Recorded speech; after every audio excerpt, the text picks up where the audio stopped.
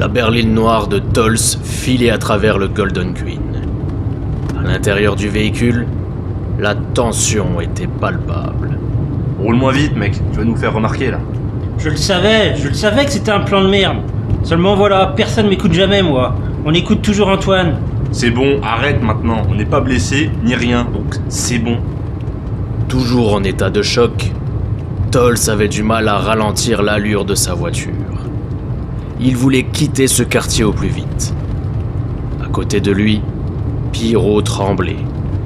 Il se tenait les mains, comme pour essayer de se calmer. Putain, dire que j'avais encore jamais tué personne, moi. Fait chier. Moi non plus, ça fait trop bizarre. À l'arrière du véhicule, Tib appuya l'arrière de son crâne contre l'appui-tête et ferma les yeux. Le bruit des coups de feu résonnait encore dans sa tête. Il chuchota lentement. Putain de Roscoff de merde. Il sortit un paquet de cigarettes et un briquet de sa poche. Il voulut s'en allumer une, mais ses mains tremblaient tellement qu'il ne parvenait pas à faire sortir la moindre flamme du briquet. Énervé, il abandonna et se contenta de passer sa main dans ses cheveux. À côté de lui, Antoine ne disait rien. Il regardait les lumières de la ville défiler derrière la vitre. Plus loin, dans le running, un albinos attendait sur un pont au-dessus de l'East River. Celle-ci se jetait dans l'océan quelques centaines de mètres plus loin. Comme toujours dans le running, cafés et restaurants étaient ouverts toute la nuit. L'endroit n'était donc pas forcément très discret. Platium faisait les 100 pas, se déplaçant d'un lampadaire à un autre, en regardant souvent sa montre. Nos 4 amis arrivèrent enfin dans leur vieille maison abandonnée qui leur servait de refuge. Ils descendirent dans le sous-sol secret où ils avaient l'habitude de déposer l'argent des braquages. Chacun d'entre eux ouvrit alors une valise. Une grande émotion de joie ne tarda pas à les envahir et à leur faire oublier tout le stress de la soirée. Oh putain, vous avez vu tous ces billets là? C'est rempli de putain de billets de 500 $. Tu penses qu'on a combien là?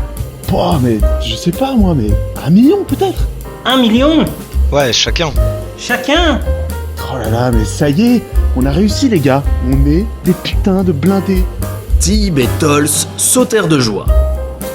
Ils ne remarquèrent pas leur ami Pierrot, à côté d'eux, le visage décomposé.